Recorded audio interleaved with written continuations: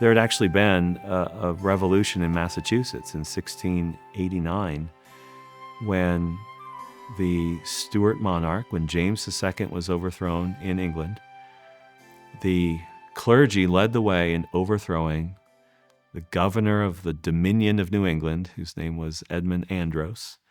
The clergy led the way in organized resistance. They jailed him and put him on a ship and sent him back to England. It was not mob activity. It was orderly. It was principled. It was very deliberate and careful. And there were justifications published of that revolution. The revolution, they called it a revolution in New England, and they justified it in 1689. And those justifications were reprinted in the 1770s in Boston. Edmund Andros was a tyrant. He shut down the printing presses. He took away their colonial charters.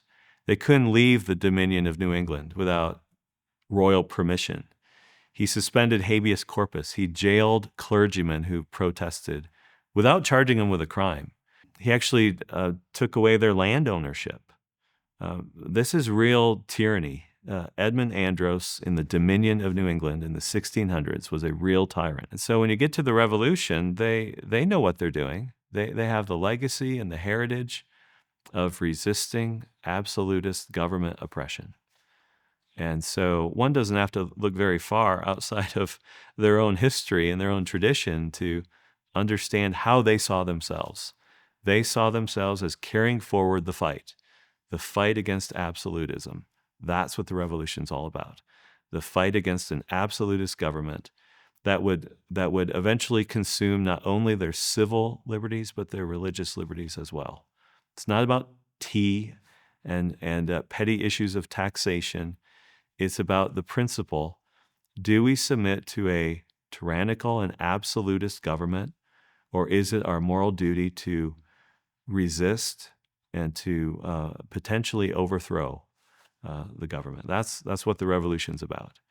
I think sometimes the issues of taxation and tea almost cloud the waters, as if the revolutionaries had a hissy fit over tea or taxation. That somehow they were misguided. They were overly zealous. That they were somehow provoked by a small group of agitators.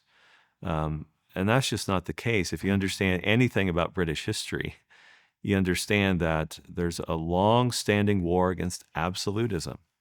And the Declaratory Act of 1766 was pretty much an absolutist claim. So after they repealed the Stamp Act, and the same day they repealed the Stamp Act, the British Parliament passed an act known as the Declaratory Act, where they declared that the King and the Parliament had a right to bind the colonies in all cases whatsoever. That's a pretty clear statement of absolute power, in all cases whatsoever. That's the central issue for what provoked resistance. It comes up in the protest literature before and after the Declaration of Independence.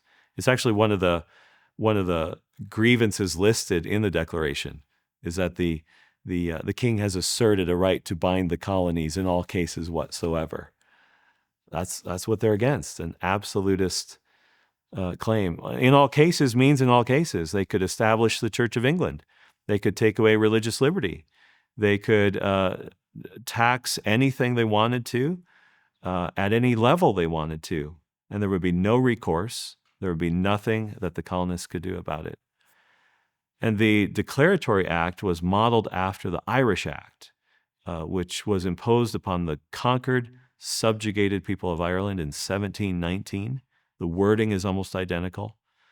And the colonists realized they were being treated as a conquered, subjugated people who did not have equal rights as freeborn Englishmen. Those things were being taken away from them. And that's the issue